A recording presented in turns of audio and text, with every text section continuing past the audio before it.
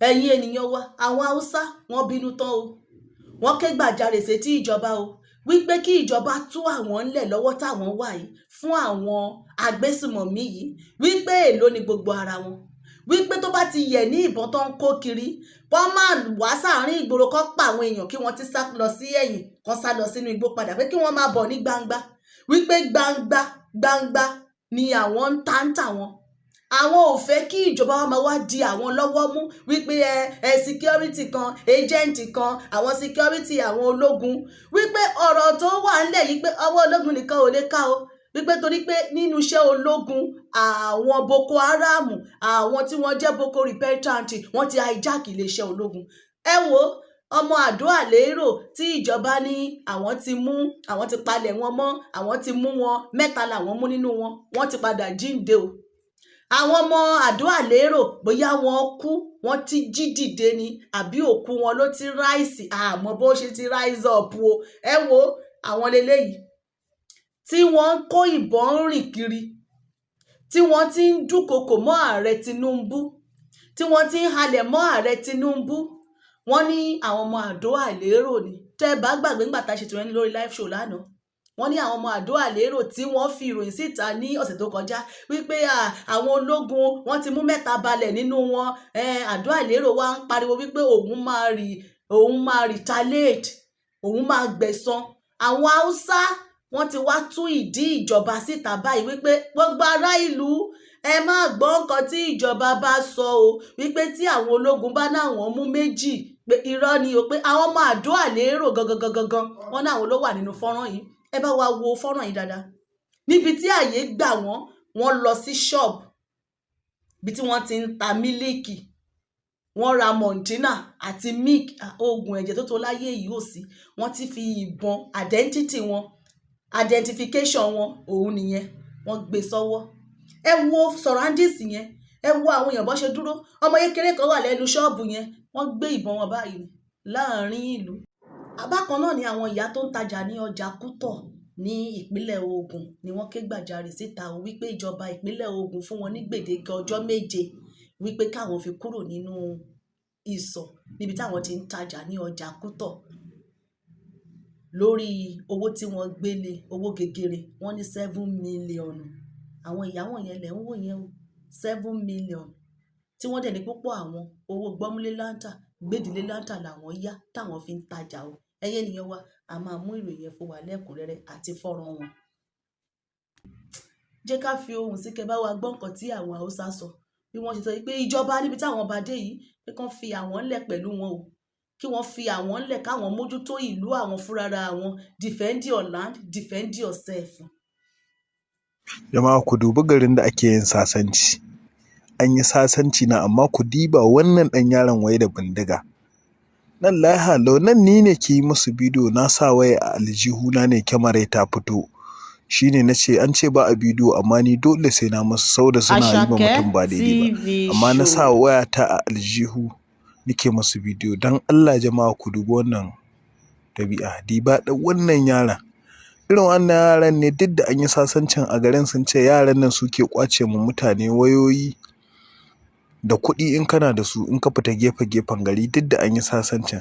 Amma ku diba ga wani wanda suka zo can tare da bindiga shi ma nan sun shigo su ci abinci ne su fita. Wai haka ake sasanci nan, ko sojoji ko 'yan sanda in sun gansu ba abin da za su ce masu. Ka diba dan Allah, ni ne ke musu bidiyo na je garin da naga sun cika kallo muna ma ne so da na don Allah wai mutane don mai hankali bai ishe ku ba, don Allah don wannan mutum sai ya ringa ta zage-zagen banza akan social media. Shi me zagin me yake kama mutum? Saboda Allah wannan abun ya kamata ne wanda ake ma Fulani? Don Allah su Hausa ba su da laifin kansu ne ko don ba Fulani ba su fitowa suna faɗi abin da suke yi? Don arena mutane hankali kawai amma da Fulani shashashu. Ina miƙa saƙo zuwa ga Bello Turji ga duk wani ɗan ta'addan Najeriya. Ni ina son gwamnati yadda ta ƙyale ku ta ƙyale mu, ta ce mu kare kanmu gare ku, ku gani, ku san cewa ba ku iya. Wallahi ba sai an sa soja ba, ba sai an sa civil defense ba, ba sai an sa wasu gwamnati ba a ban mu bakin mu bijilanti wallahi sai mun kawo ƙarshen ta'addanci Najeriya. Don haka ina roƙo ga gwamnatin tarayya, ina roƙo ga gwamnatin jihohi a yi muna alfarma a ba mu dama. Wallahi sai mun kawo ƙarshen ta'addanci Najeriya. Ni bijilanti ne, yaron manta ne. Ni ne yaron manta Sani dan Idi. Don Allah ina roƙo ga gwamnati da babban murya a ba mu dama, a ba mu kayan aiki. Wallahi rantsuwar musulmi kenan. Tun daga bakin dajin Birnin Gwari har abun da ya sauka dajin Katsina, dajin Kaduna, dajin Zamfara har Bagega zuwa Gobirawa Chali har inda dan banzan nan yake Bello Turji dajin Shinkahi, wallahi cikin wata 2 zuwa 3 sai mun kare da su. Dan haka gwamnati ina roƙon arziki a ba mu dama, a ba mu kayan aiki, a ba mu dama bakin bijilanti kawai a ba mu kayan aiki. Wallahi sai mun kawo ƙarshen su. Sa'an nan sai kaga suna taɓaɓatu, suna nuna cewa su wani abu ne, suna da bindiga kaza menene kaza wayan suke tsoron ku. Wallahi mu ba tsoro, ba gudu, ba ja da baya. Wallahi ko yanzu ku faɗi inda za mu haɗuwa da ku, ba ku je kuna ta ɓuya cikin daji kuna nuna kaza kuna zuwa kuna ɗaukar yan yara ƙananu da mata, kuna zuwa kuna ba su wahala. Ku faɗi inda za mu haɗuwa mu zo mu yi gaba da ku a gane su wane ne maza. Wallahi ko gobe mu ne maza, ba irin ku bane da ka zuwa kuna yakin sari ka noce ku dan halbi mutane ku ruga da gudu. Ku tsaya mu haɗu da ku dan ubanku. Amma haka dai za ku zuwa kuna ta wahal da al'umma, an zo an zura muku ido. To gwamnati ta sani mun bi ta hanyar ruwan sanyi, mun bi ta hanyar lalama, mun bi ta hanyar roƙon arziki. Gwamnati idan ta yi muna alhamdulillahi, in ba yi muna ba za a zo a cimma gudunmu. Wallahi mu ma za mu tsaya tsayin daka mu tunkare su, ko da izinin gwamnati ko ba izinin gwamnati. Wallahi za mu tunkare su, ba za mu zauna a ce su ƙara da mu ba. Wallahi ƙarya ne.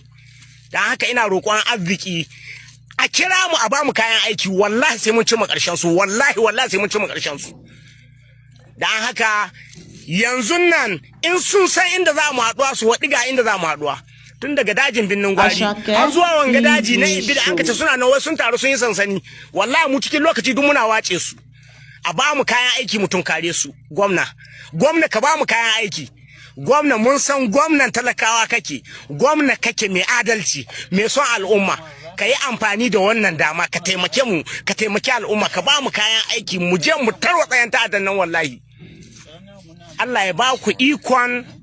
Ẹ̀yin ènìyàn wa, ṣé ẹ bá wa gbọ́ ọ̀rọ̀ lẹ́nu àwọn Haúsá lélẹ́yìí o. Àwọn tó bá gbọ́ èdè wọn dáadáa, ẹ̀yin náà lè bá wa máa sọ ìtumọ̀ nǹkan tí wọ́n sọ yẹn sí under comment section.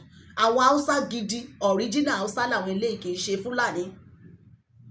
Wọ́n ní fọ́nrán tó ń jà rìnrìn lánàá níbi tí wọ́n ti ń dúnkokò mọ́ ààrẹ Tinubu. Ohun tí Haúsá yẹn sọ tán nísìnyí nìyẹn o, wípé ojú wọn tẹ́ ń wò yìí, wọ́n ní àwọn ọmọ Àdó Àlérò ni.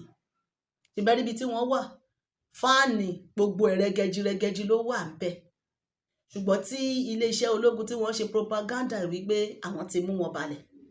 Àwọn Haúsá tó dá wọn mọ̀, fọ́nrán tẹ́ ń wò yìí, wọ́n ní àwọn ọmọ Àdó Àlérò ni.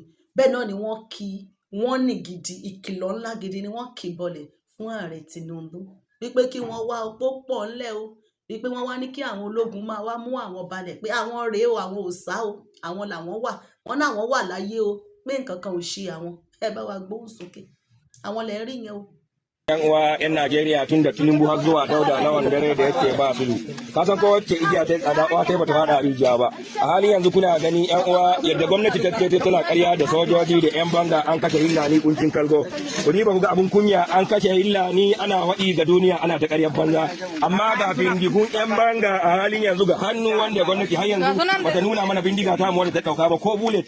Kuma an yi ƙarya an ce an kashe bakin sifindi a halin yanzu ga shi nan a duke ga filin Allah, kuma kun ce kun kashe Iliya mai rasha. To ga rasha ta ku da ya ɗauko ga tarbunan da kun ka gudu kun ka bari ba dan Allah ba dan baka wuta. Sannan ga makarrabai nai kun ga wani ba can da bindigun su har da jankalle ga su nan, duk wanda kun ka gani da jankalle wanda aka an sake hannun attin banza. so a halin yanzu muna son gwamnati ta hito ta nuna mamu ce wani iliya mai raja ta kashe ko bakin sifindi ko wani babaye ko wani wane ne ga su a gili Allah ga raja da an ka ansa hannun yan banga ga tarbin gwamnati katin banza yau gwamnati ba yan bangan da kinka dauka za ki biya albashi ba ki biya mu kuɗi sannan ki biya mu albashi ku nuna mamu ga tarbin gwamnati mai kawo ta so ta ba su irai banza ku nuna musu bindigo su ga su ta zama masha Allah insha Allah alhamdulillah wa fatawun qaribo bashin mu'minin a hali yanzu gwamnati ki diba ki gani asarar da kika ba mu mun kai ba sai kin kai mu asara duk wanda kun kace ba shi ga shiga yiri kowa da kowa ga container da sun ka juta sun ka bari nan so nasru min Allah wa fatahun qarib wa bashiril mu'minin wallahu khairul wazinin a halin yanzu Allah na tare da mu ko da lauke muna neman yadda ci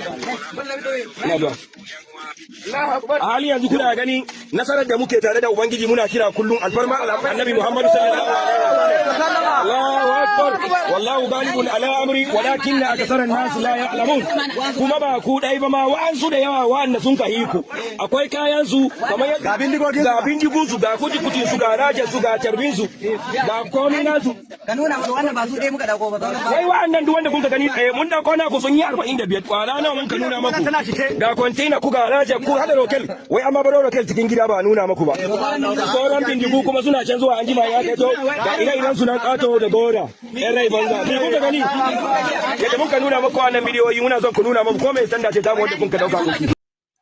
ẹ̀yin ènìyàn wa ṣé ẹ bá wa rí pé àṣírí ńlá lélẹ́ẹ̀ tó tú yìí kí ló dé tí ìjọba tàbí iléeṣẹ́ ológun tí wọ́n máa pa irọ́ àwọn iléeṣẹ́ ológun so ní ẹ ti mú wọn balẹ̀ wọ́n dẹ̀ ń ṣe iṣẹ́ lọ nínú ìlú wọ́n dẹ̀ ń pa àwọn èèyàn lọ ṣé wọ́n wípé àwọn haúsá tó sọ̀rọ̀ tán nísìnyí wọ́n dára wọn mọ̀ ẹni tó jẹ́ fúlàní wọ́n dá mọ̀ ẹni tó jẹ́ haúsá wọ́n dá mọ̀ nígbà tá a ṣètò yìí lánàá ṣe pé a mú wá wípé wọ́n ń ṣe ìkìlọ̀ fún ààrẹ Bọ́lá Ahmed Tinubu o nígbà tá a máa ti bọ́ sórí Facebook léni la rí àwọn haúsá tí wọ́n jáde tí wọ́n sọ wípé ẹ wo fídíò tí àwọn agbésùnmọ̀mí ti ń ṣe ìkìlọ̀ tí wọ́n ti ń fọ́ tatanta yìí wípé àwọn ọmọ àdó àlérò ní o ṣe ti gbọ́rọ̀ kan tí wọ́n sọ ṣe rí adúrú gbogbo irinṣẹ́ tí wọ́n kó síta wọ́n ní àwọn ní kọ̀ǹténà ní pálípálí wọ́n ní bẹ́ẹ̀ làwọn ṣe ni báwo ni wọ́n ṣe kó wọlé ibo ni wọ́n gbé gbà ṣebí ọmọ Yorùbá ló wà ní kọ́sítọ́ọ̀mù báwo ni wọ́n ṣe ń kó nǹkan wọlé tí wọ́n dẹ̀ gbà wọ́n láàyè ẹ̀ order from above àwọn wo ló wà ní above yẹn àwọn wo ló wà lókè yẹn àwọn Fúlàní ìdí tí a gbọ́dọ̀ fi fọwọ́sowọ́pọ̀ ká gbára wa nìyẹn ìdí tí àwọn Haúsá fi sọ̀rọ̀ ni pé kí ìjọba kí wọ́n yọ̀ǹda àwọn fún wọn wípé kí wọ́n kọ́ má sá sígbó kọ́ bọ́ síta gbangba kí wọ́n jẹ́ kí àwọn jọ tá láàrin ara wọn kọ́ má kọ̀ wá máa wá pa àwọn èèyàn kan sá padà sígbó kan ti ya wá kan ti sá padà wípé ibi tó dé yìí wípé defend yourself defend your land ni ẹ̀yin èèyàn wa pẹ̀lú ọ̀rọ̀ tí wọ́n sọ yẹn kí lè bá wa rí sọ sí à ń sọ wípé wọ́n ti wọ Ọ̀yọ́ wọ́n wọ Àkúrẹ́ wọ́n wọ gbogbo àwọn ilẹ̀ Yorùbá ṣùgbọ́n àwọn kan máa béèrè lọ́wọ́ wípé ṣé wọ́n ṣáà ti dé Èkó ẹ wo kan tó ṣẹlẹ̀ lẹ́kọ̀ọ́ lánàá àbí agbègbè tí wọ́n ń pè ní Gbẹ̀rígbẹ̀ ṣé kìí ṣe Èkó ló wà ní ṣebí under Lagos State ló wà Gbẹ̀rígbẹ̀ ẹ wo ọmọ Yorùbá kan ni wọ́n Ọlọ́run ló ṣàyọ̀ wọ́n ti pa tán ẹ̀jẹ̀ wà lára ẹ̀ gbogbo ẹ̀ wà lára ẹ̀ ń bẹ̀ yẹn tí wọ́n mú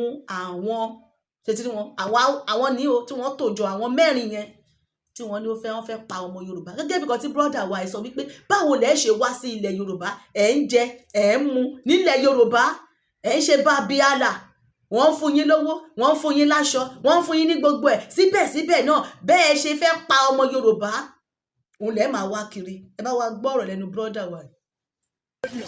Yorùbá ló fẹ́ pa ọmọ yẹn rí o torí TikTok o torí ẹ̀jẹ̀ àfẹ́kọ́rẹ́ ẹ̀jẹ̀ ni ọmọ yẹn nìyẹn bẹ̀ yẹn o ẹ̀rí àwọn Haúsá ti ṣe léṣe o òun ló sùn bẹ̀ yẹn o àwọn wèrè tá a mú ìrèwé ẹ ti rí wọn ìlú wa lélẹ́yìí o tó ti ń ṣe wòye wọ́n yìí o àwọn ò tí ì sọ̀rọ̀ o òun rẹ o ọjà wọn yóò tó fẹ́ pa Yorùbá o ẹ ti rí tán bá àwọn Yorùbá jà ayé tá a gbà wọn lọ́mọ yẹn nìyẹn o torí TikTok ti láṣẹ súnmọ́ bẹ̀ o ṣe ti rí wọn ṣe à ń rí wọn àtọ́ wọn àwọn ló ń tọ́ wa o ọmọ wa tó fẹ́ pa òun nìyẹn bẹ̀yẹn ẹ ti rí torí ó ṣomi kò ṣomi tọ́ọ̀ lójú àánú tẹ́ ń jẹ́ ńlẹ̀ Yorùbá tẹ́ ń mú ńlẹ̀ Yorùbá tí Yorùbá mú yín mọ́ra tí Yorùbá máa ṣe nǹkan kékeré fún yín sẹ́ pé bí kẹ́yìn pa Yorùbá ló máa rí lójú yín ẹ ti rí wọn ojú wọn rèé o àwọn làwọn náà ti mú sílẹ̀ yìí o. yàwọ̀ bóyá wọ́n yàwọ̀ àgbẹ̀ àbí wọ́n pa àgbẹ̀ gbogbo àgbẹ̀ tí wọ́n ti ń pa àgbẹ̀ yẹn the same set of people yìí náà ni wọ́n yàtọ̀ síra wọn.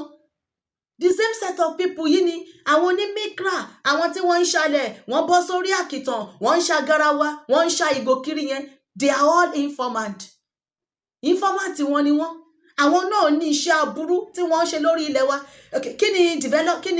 kí ni ipa tí wọ́n kó nínú development inú ìlú ní ìgboro Èkó tí wọ́n wà yẹn ipa wo lẹ́mọ̀ tí wọ́n ń kó níbẹ̀ wọ́n ń ṣe iṣẹ́ fún ìdàgbàsókè ilẹ̀ Yorùbá ni àbí wọ́n ń pa àwọn ènìyàn ṣé ẹ mọyì àwọn èèyàn táwọn eléyìí ń pa kílẹ̀ ojúmọ́ tó mọ́ eléyìí tí wọ́n bá rí ṣe fídíò ẹ̀ ní o àìmọye ẹlòmíì tí wọ́n ń ká mọ́ kọ́nà tí wọ́n á ká mọ́ horo báyìí ni tí wọ́n á ṣọṣẹ́ fún àìmọye ilé tí wọ́n ti lọ gbé ní jẹnẹrétọ̀ tí wọ́n á dá ihò lu wọ́n á dá fẹ́ǹsì lu láì ṣẹ̀ wọ́n á dẹ̀ mú baálé ilé wọ́n á mú láńlọ́ọ̀dù wọ́n á mú láńlẹ́dì wọ́n á pa mọ́ bẹ̀ so ẹ̀yin wá sọ wípé ṣé wọn tí ìṣẹ̀lẹ̀ bá ti ṣẹlẹ̀ wọ́n á ní ibo ló ti ṣẹlẹ̀ ṣé kò ṣáà ti dé Èkó ṣé Èkó yẹn nìkan ní ilẹ̀ Yorùbá ni so wọn ò tí ì dé Èkó àwọn eléyìí tó ń kún inú Èkó ìgboro Èkó tí wọ́n ń ṣiṣẹ́ ibi yìí nǹkan ṣé ẹ mọyì àwọn èèyàn tó ń pa kójúmọ́ tó mọ́ níbẹ̀ àbí àwọn nǹkan tí wọ́n ń tà tí wọ́n ń po kẹ́míkà ń papọ̀ tó ń mix oríṣiríṣi ẹnìkan ni wọ́n mú lọ́dún kọjá tó yẹ pé ògógóró tó ń tà fún wọn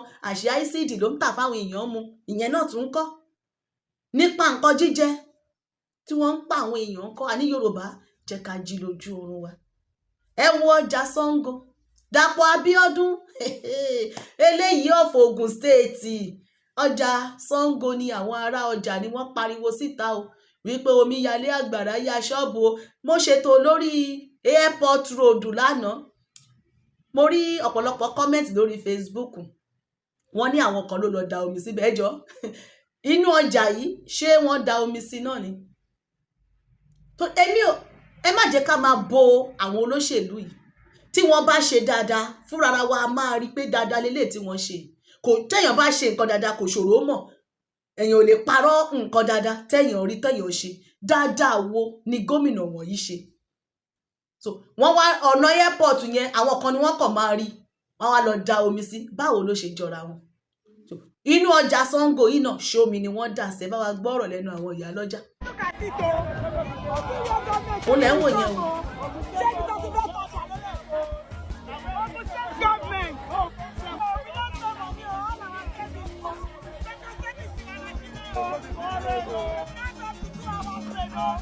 ó lẹ́ ń wò yẹn o.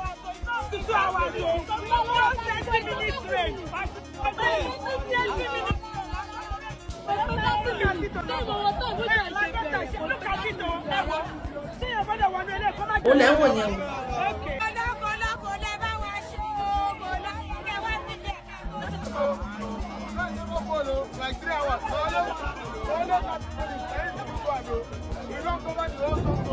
ó lẹ́ ń wò yẹn o.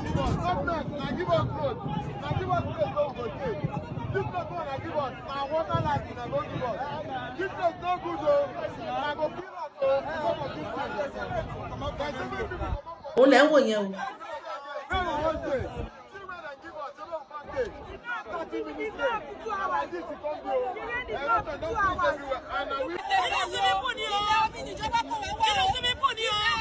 ó lẹ́ ń wò yẹn o. inú alẹ́ lẹ́yìn o bẹ́ẹ̀ bẹ́ẹ̀ lẹ́yìn tó ṣe kó máa ṣe nǹkan tẹ́lẹ̀ jẹ́ o gbogbo àti lọ́wọ́ àti kọ́kọ́ àti lọ́wọ́ gbogbo sẹ́fíìsì wà láti náà ní sẹ́fíìsì kọ́kọ́ náà. People's investment is going down the drain.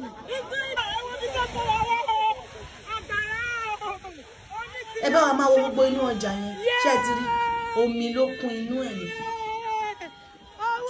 báwo lẹ ṣe fẹ́ ṣe ọjà mi ò mọ àwọn tó ń gbéṣẹ́ fún o àwọn wo ni contractor tó ń gbé iṣẹ́ ọ̀nà fún the first thing tẹ́ máa ṣe ni pé ẹ máa la drainage ẹ là ẹ fi rẹ́ǹsìsì mọ́ iṣẹ́ tẹ́ ẹ ṣe ni torí kò yé mi ni òjò mélòó ló rọ̀ báyìí inú ọjà lẹ ń wò yẹn alábàlúbú omi tó dàbí dam lẹ ń wò yẹn òjò 30 minutes lẹ ń wò yìí kò pé 2 hours ọjà tán náà ń ṣe òun lẹ ń wò yẹn ṣé àwọn kan náà ló gbé pocket tí wọ́n wá pọn omi sínú ẹ̀ ọjà tẹ́ ń wò yìí àwọn tí wọ́n sọ wípé ọ̀nà tí Dàpọ̀ Abíọ́dún ṣe yẹn wọ́n lọ pọn omi wọ́n dà síbẹ̀ wọ́n lọ da omi sí ni Yorùbá Ọlọ́run la ṣàánú fún wa o ṣebó lẹ ń wò yìí ẹ ti rí ẹ wò. alúbú omi lẹ ń wò nínú ọjà yẹn gbogbo ọjà àwọn ìyá oníyàá ti bà lọ ìyẹn ọ̀tọ̀ Kútọ̀ ọjà Kútọ̀ tó wà ní Ògùn State àwọn ìyá ọlọ́jà náà wọ́n jáde síta wọ́n protest. ọjà Kútọ̀ tó wà ní Abẹ́òkúta ní ìpínlẹ̀ Ògùn wọ́n ní wọ́n fẹ́ wó ibẹ̀ wípé àwọn ìyá ọlọ́jà wọ́n gbọ́dọ̀ san 7 million naira àwọn náà lẹ ń wò yìí. wọ́n pariwo síta o wípé Dàpọ̀ Abíọ́dún wọ́n ní ọjà ibi tí àwọn ìyá oníyàá oníwóróbo àwọn ẹni ẹlẹ́ni tí wọ́n ti ń rí oúnjẹ òòjọ́ wọn jẹ wọ́n náà sọ wípé wọ́n máa wá san 7 million owó ìsọ̀. wọ́n ní wọ́n tẹ̀ ti ro àwọn pin wípé àwọn táwọn ń jẹ́ ìyá ọlọ́jà bí àwọn táwọn ń tajà nínú ọjà yìí àwọn ò wà educated wípé wọ́n ti fojú pa àwọn rẹ́ wọ́n tẹ́ńbẹ́lú àwọn wípé bẹ́ẹ̀ ṣe ń wo àwọn yìí àwọn táwọn ń ta bóyá gúgúrú táwọn ń ta ẹ̀pà táwọn ń ta oríṣiríṣi nínú ọjà wípé púpọ̀ àwọn ló lọ ilé ìwé o àwọn ò fẹ́ máa tọrọ jẹ káwọn wá jókòó káwọn ń sọ̀rọ̀ àwọn di liability sọ́run ọkọ àwọn wá nǹkan ń ṣe làwọn fi ń tajà o pé ẹ má lọ sọ wípé bóyá àwọn òmò òyìnbó sọ wọ́n da òyìnbó ńlẹ̀ fún wọn gidi ni o. àwọn ìyá wọ̀nyí láti ibi ọjà yẹn ni wọ́n ti fẹsẹ̀ rìn lọ sí ibi tí ọ́fíìsì ìjọba wà ẹ̀yin tẹ́ bá jẹ́ ọmọ Abẹ́òkúta ọmọ Ògùn State ọjà tó ń pè ní Kútọ̀ ibẹ̀ nìyẹn àwọn ìyá wọ̀nyẹn wọ́n ṣe jáwé sọ́wọ́ ni wọ́n gbé placard sọ́wọ́ wípé 7 million wọ́n dẹ̀ ni wọ́n fún wọn ní 7 days ultimatum 7 days ultimatum lọ́nà fún wọn ìyẹn ni gbèdéke ọjọ́ 7 wípé kí wọ́n fi san 7 million àbí kí wọ́n fi kó kúrò ní ìsọ̀ wàhálà dé. We have certificate that we kick out at home. Yes. We are working in the Kútọ̀ ká má useless ládùúgbò ni. So being in the market tó tún fẹ́ gbàjẹ́ ẹ wá ní pé leader gbogbo wa ni leader. Let's talk. Ẹ jẹ́ ká sọ̀rọ̀ kọ́ jẹ́ ká yọ delegate lára wa ká sọ̀rọ̀. Dádì ò ti sọ pé go ahead tó bá ní go ahead àwọn ìyàwó wọn máa dáhùn. ẹni tí ìjọba lè fẹ́ Ẹ sà. gbogbo ẹ̀ la máa gbọ́ wọ́n tó yẹ ká gbọ́ra wa yé nígbà tó ń pè wá pé àwọn ìyá lọ́jà ọkọ̀ tó sọ fún wa ní pé ó láwọn kan wà ní iwájú government office ibẹ̀ ká gbọ́ ibẹ̀ ni ẹ ká lọ straight sọ̀tà rí pé èrò bí ìpọ̀ sọ̀tà àwọn tó wà ń bẹ̀ ẹ̀ ń sìn tó bá sì wà ń bẹ̀ ó sì máa fi gbé káàtì àdúróṣe.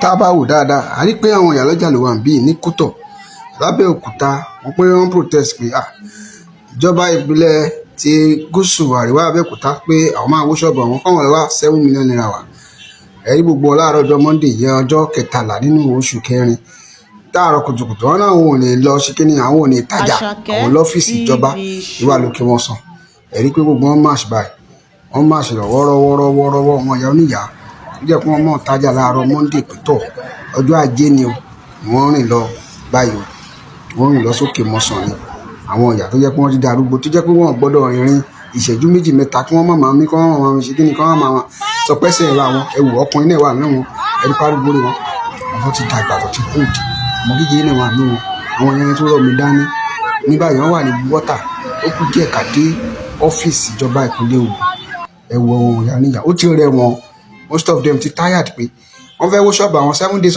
ultimatum lọ fáwọn ẹ̀rí wọ́n ti fẹ́ wọ bẹ̀bà ẹ̀wọ̀ wọ́n bára wọn sọ̀rọ̀ wọ́n ti wà lẹ́nu géètì báyìí ẹnu géètì ti iléeṣẹ́ ìjọba ti ìpínlẹ̀ Ògùn lókè mọ́sàn lọ́wọ́ yìí oníkálukú gbé kiri dání pé ibi táwọn ti ń rí 2k àwọn rè lójoojúmọ́ o ní pé táìmù tó fáwọn kọ́ fẹ́ fi wó ṣọ́ọ̀bù àwọn ti kéré wọ́n pé ọlẹ́mi sọ pé lónìí làwọn gbà ọyẹ kọ́ sínú àwọn cardboard yẹn nìyẹn ẹ̀rí pa àwọn agbófinró lẹ́wà pẹ̀lú wọn àwọn NSCDC ẹ̀rí ó ti rẹ̀ wọ́n ti wà ń bẹ fún bí 3 hours inú oòrùn burúkú ni ìlú arìnrìnàjò wà ń bẹ ẹ̀rú ní kálukú àwọn alájà ni wà ń bẹ ẹ̀rú obìnrin tó dégò yẹn náà ó wà ń bẹ bí ọkùnrin ni gbogbo àwọn kan wà lẹ́gbẹ̀ẹ́ báyìí o ẹ̀rí àgbàlagbà àánú wọn ṣe ni ẹ̀wù ya yìí ó bẹ̀rẹ̀ sí ní sunkún ó ń pé iṣẹ́ kóun wá wọ gbèsè ní àwọn ọmọ tí bólú fẹ́ dà wọ́n sí ẹ̀wòrán ilé tó ń pè yàn ní òpé tọ̀ ẹ gbà wá báyìí o ẹ̀wọ̀ wọn yàrá gbogbo gbé àpòdà ní ẹ̀wọ̀n tẹ́lẹ̀ náà wí ẹ ti rí bóni kan kọjá wọn sí ẹwà alájà yìí náà ló sọ pé àwọn ò ní gírí o 7 days ultimatum lọ fáwọn pé káwọn fi kúrò ìṣọ́gbà wọn ìyá wọn yàrá lójà tó wà ń Kútọ̀. wọn ò fẹ́ ṣe ọkọ òmùwàdùrò ògbóná, àwọn ò dẹ̀ fẹ́ ṣiṣẹ́ olóṣó. Ṣé ẹ wá ti rí òfin tí ìjọba Ògùn state Dàpọ̀ Abíọ́dún tí wọ́n ti gbé kalẹ̀ fún wọn báyìí kọ́ lọ máa mú mílíọ̀nù 7 náírà wá. Wọ́n ní wọ́n fún wọn ní gbèdéke ọjọ́ 7. Ìjọba ìpínlẹ̀ Ògùn kí ló dé? Àwọn ìyá wọ̀nyí báyìí tẹ́ ẹ bá ti lé wọn ní ìsọ̀ yẹn báyìí, ẹ jọ̀ọ́ kí ni ẹni kí wọ́n máa ṣe o? Báwo ni kí wọ́n ṣe máa bọ́ ẹbí? Àwọn ọmọ wà nílé ìwé o, àwọn ọmọ graduate wọn ò ríṣẹ́ o, ìsọ̀ ìyá wọn iná ni wọ́n ń jókòó sí tí wọ́n ti jọjọ rí tọ́rọ́kọ́bọ̀ fi mú ọwọ́ lọ sẹ́nu o. Kò sí àǹfààní kankan tí ìjọba gbé kalẹ̀ tí ará ìlú ń jẹ o. Ọ̀nà ò dá o. Tí wọ́n bá ní landlord association, àwọn ọkọ àti landlady àwọn ni wọ́n ń la gọ́tà o, àwọn ni wọ́n ń ṣe bíríìjì o, àwọn ni wọ́n ń dá owó ọlọ́dẹ ládùúgbò o. Kí wá ní àǹfààní ìjọba gan pàtó báyìí? Tẹ́ ẹ wá ní kí wọ́n máa san 7 mílíọ̀nù owó ìsọ̀, owó ṣọ́ọ̀bù, níbo ni kí wọ́n ti rí? Ìjọba ẹ máa gbé àwọn ètò kọ̀ọ̀kan kalẹ̀ tó máa rọ ará ìlú lọ́rùn. Ẹ má kàn máa sọ wípé ẹ kọ́ ṣọ́ọ̀bù ẹ wá gbé owó gègé. Ṣé bí owó ìlú lẹ fi kọ́? Ṣé bí owó nǹkan àlùmọ́ọ́nì ìlú lẹ fi kọ́? Ẹ kí ló wá dé tẹ́ ẹ wá gbé owó ńlá lé lórí, owó tó máa wá ṣẹ́ wọn léegun ẹ̀yìn, tó yẹ pé ẹlòmíì tẹ́ bá ti lè lé ní ìsọ̀ yẹn kò tí padà ti gbérí mọ́. Torí gbogbo bí wọ́n bá ṣe kó ọjà yẹn báyìí tí wọ́n kó délé, wọ́n á bẹ̀rẹ̀ sí ní jẹ ni. Tán bá dẹ̀ ti jẹ tán ló bá tán. Púpọ̀ nínú wọn owó ayámọ ni wọ́n lọ yá, owó gbọ́múlé láńtà gbèdílé láńtà ni wọ́n lọ yá o, tí wọ́n fi ń ta óróbo nínú ṣọ́ọ̀bù. Tẹ́ ẹ bá wá lé wọn tí gbèdéke ọjọ́ 7 bá pé báyìí, tẹ́ ẹ bá wá lé wọn, níbo lẹ ní kí wọ́n lọ? Kí ló dé? Ẹ jẹ́ ká máa fi nǹkan rọra wa lọ́rùn, ẹ má jẹ́ ká máa nira wa lára. Ìpínlẹ̀ Ògùn Dàpọ̀ Abíọ́dún, ẹ wo àwọn ìyá wọ̀nyí, ẹ má lé wọn lọ́jà. Ṣé bí ọjà náà tẹ́ ẹ ń ṣe náà ní Sango Ọ̀tà, ṣe bóun lomi wọ̀ yẹn, omi ló kó lọ yẹn, àwọn nǹkan ló ní ọjà síbẹ̀ tó omi wọ́ lọ. Èbó ni kí wọ́n ti rí owó ẹ̀? Ṣé ẹ fẹ́ san owó ẹ̀ fún wọn? Àwọn eléyìí tó mi ò tẹ̀ tí ìwọ lọ jẹ́ kó máa tajà wọn ní ìrọ̀rùn. Tẹ́ ẹ bá tẹ̀ máa gbé ṣọ́ọ̀bù ńlẹ̀, ẹ má máa gbé lẹ̀ ní owó gegere. Ẹ jẹ́ kí àwọn náà jẹ àǹfààní pé ìlú yìí àjọ níní o. Ẹ jẹ́ kí wọ́n tẹ̀ jẹ àǹfààní ẹ̀ náà, kí afẹ́rẹ́ atẹ́gùn àlàáfíà ó tẹ̀ ti fẹ́ sí ará ìlú náà díẹ̀ lẹ́ẹ̀kan. Let the poor breathe. Ẹ jẹ́ kán mí, àjọ nílùú ni. Dàpọ̀ Abíọ́dún, ẹ jọ̀ọ́ bá wa pín ètò ìkó kan. Àwọn ìyá wọ̀nyí, ẹ rí ìyá yẹn wọ́n jókòó sílẹ̀ wípé owó táwọn fi ń tajà àwọn lọ ya ní o, owó gbọ́múlé láńtà ní o, tí gbèdéke ọjọ́ 7 bá pé tẹ́ ẹ bá wá lé wọn ní ṣọ́ọ̀bù tí wọ́n ti ń tajà, níbo ni kí wọ́n lọ? Kọ́kọ́ jà lọlé, kọ́ lọ mú jẹ. Tọ́ bá ti wá jẹ tán, àwọn ọmọ àwa di ọmọ ọ̀rá rẹ̀, ọmọ tí wọ́n ti ń rówó ń san owó iléèwé tí wọ́n ti ń rí mú nínú ṣọ́ọ̀bù nínú ọjà tẹ́lẹ̀, àwa di wípé àtìyá àtọmọ wọn á máa wòra wọn nínú ilé. Àwọn ọmọ wa wá lọ máa ṣe olóṣó kiri àdúgbò, àbí kí ìyá náà lọ jọyìn àwọn olóṣó. Ṣé ìyẹn ni ìgbéga inú ìlú? Ṣé ìyẹn ni ìlú fi ń tẹ̀síwájú? Ẹ má gbàgbé pé kò ṣètò ààbò. Yíyan wa jẹ́ ká rí èròǹgbà yìí ní abẹ́ fọ́nrán yìí. Ẹ bá wa pín ètò yìí kó kan Dàpọ̀ Abíọ́dún lọ́wọ́. Ẹ bá wa pín lógúnlógún, ẹ pín lọ́gbọ̀lọ́gbọ̀. Èmi náà lọmọ yín, ọ̀rẹ́ yín, olólùfẹ́ yín, àbúrò yín, Àṣàkẹ́ TV Show. Jẹ́ ká rí èròǹgbà yìí ní abẹ́ fọ́nrán yìí. Ẹ bá wa subscribe sórí YouTube channel wa.